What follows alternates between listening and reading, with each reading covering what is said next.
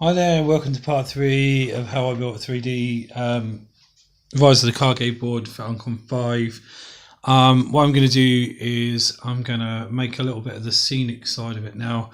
I'm going to make the koi pond, which is in the little hole in the board that you see when you look at the wooden flooring. So what I needed to do, I'm going to make this in using resin and stuff like that. So I needed to have a little tray in which to pour the resin. So I made one out of cereal box. It's just a simple card tray. I've lined it with or put it together with tape just to hold the corners, but also I need to make it leak proof, which we'll do again a little bit later on. In this video we're just going to seal it. So in the original board we had some stepping stones in this ornamental koi pond.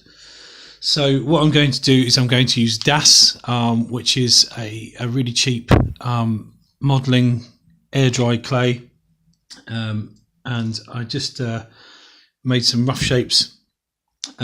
So initially there's a big sort of stepping stone in the middle. Just need to sometimes just wet the clay to give it a nice little sticky base. It doesn't really matter if it doesn't stick because the resin's going to hold it in place anyway.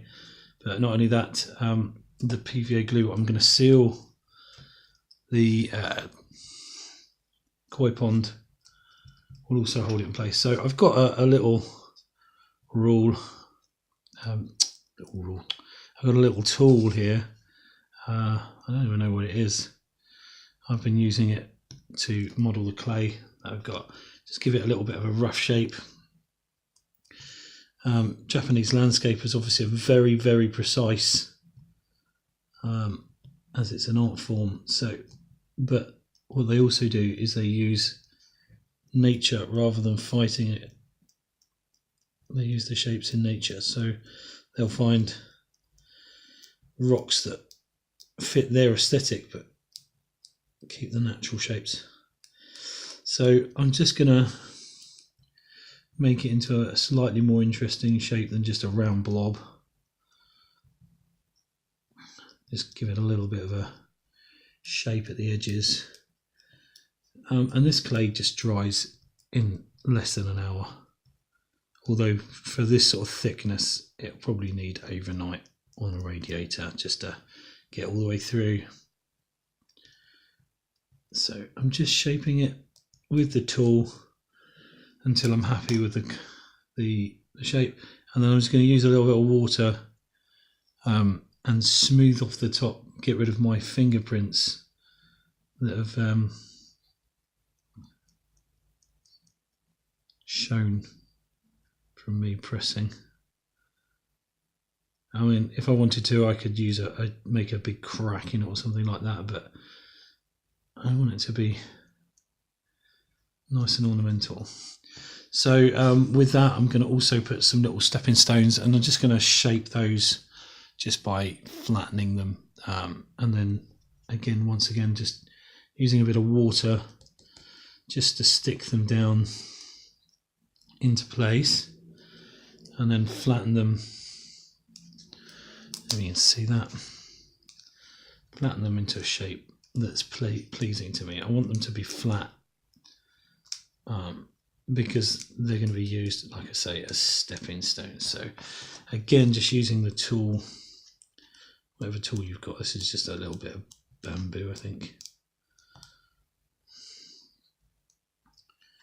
So I'm just going to carry on doing that. As you can see, that's what's going to happen. I'm just going to carry on doing that, and we'll come back to it when we do the next bit. We did the bottom of the pool and the reeds as well, so you can see that they're all painted. I've done it kind of a mix of colours just to try and get some variety in the build. What we're going to do now is just I'm going to put these resin koi. Not really going to see it very well in the flash. From Mastercrafted Miniatures by Ben Calvert-Lee. These I've painted myself. and varnished with a gloss varnish just to get that kind of watery colour.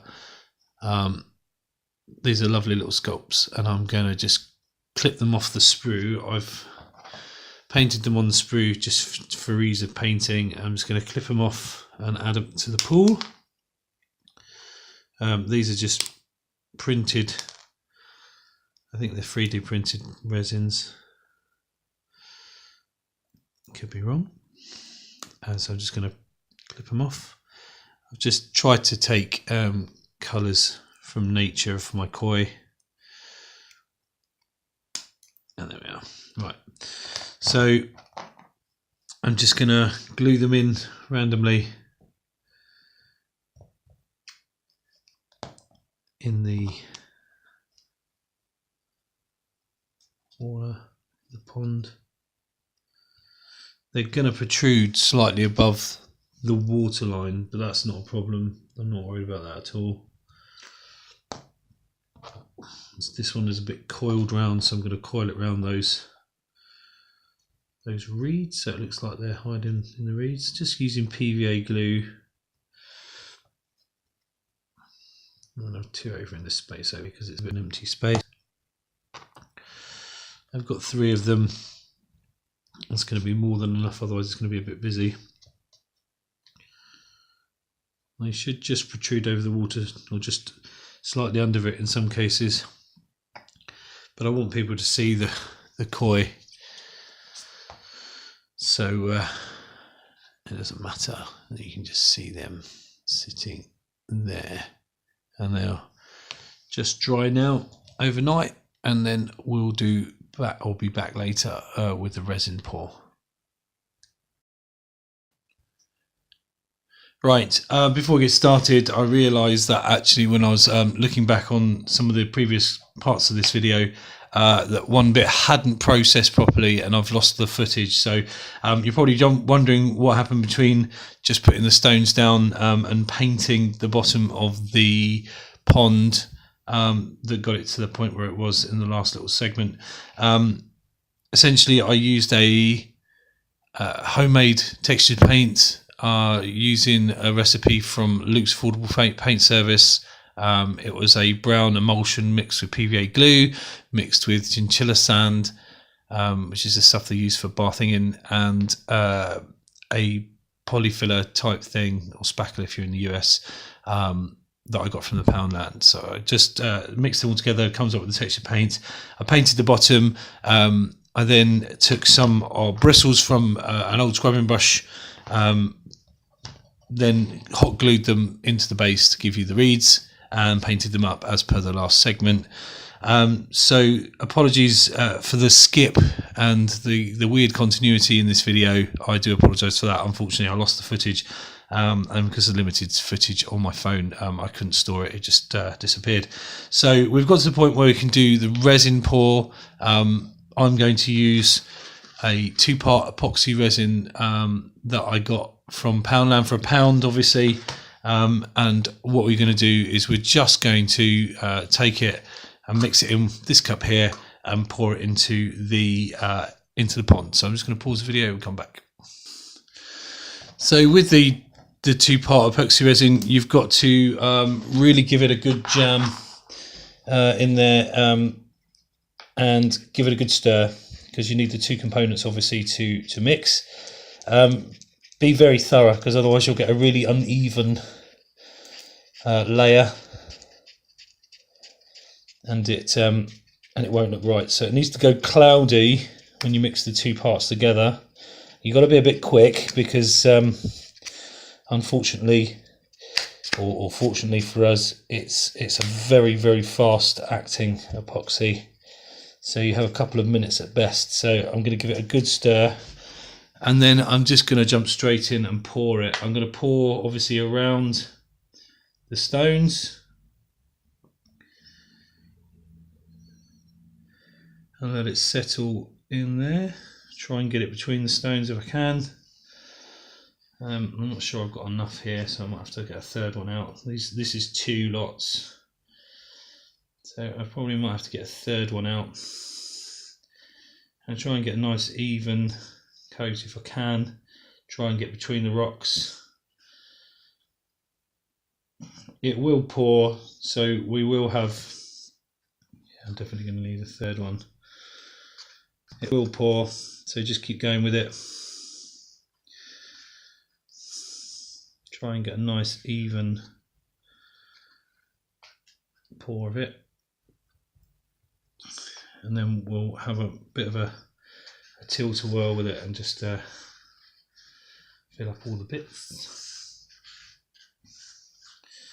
It's probably going to need one more, two more maybe, just to get right in.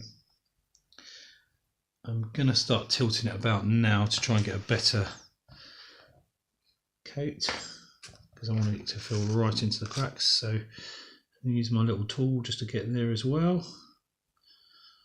There we go, before it gets too hard. Get right in there. It doesn't matter about sticking another layer on top. It will quite easily do it. And I'm not even worried about covering some of the stones either, because it will just look like they're they've just been wetted by use or people standing on them. So that's nearly full. I might just need one more. So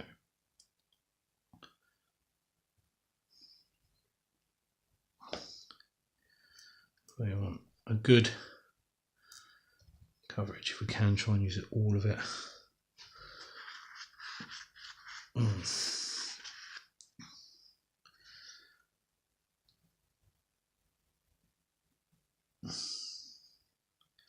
As you can see, I'm not that neat and tidy with all this sort of stuff. Because that's just not how it works in nature. Okay, I'm going to get a resin out and finish this off. The little bubbles in it, you can just blow on, or the bigger bubbles you can just pop. But there you go, it's starting to work already. I'm going to leave that over there, and we're going to get back to it, and I'll show you the finished product. And there we have it. That's the resin pour done. The cheeky little fish over the top. It just needs a little spray varnish just to hold it all in place and to not lose any of the paint on the reeds. And the last little bit of the video just to show you it in place. And here we are. This is the finished piece. In its place on the board, as you can see, we're starting to get there. I'll just get into a little bit more detail. You can see that the resin has turned into a kind of water substance. Lots of little bubbles. It looks like the fish are having fun breathing around. And obviously any kind of filtration that you use. I added a couple of lily pads just to give it a little bit more character. And the koi, you can see, are kind of half submerged as they just float around on the surface and have a good swim. So, and that's it. Hope you enjoyed this part of the build, and you'll carry on watching my video diary. My name's Andy from Dagobo's Grotto. Thank you.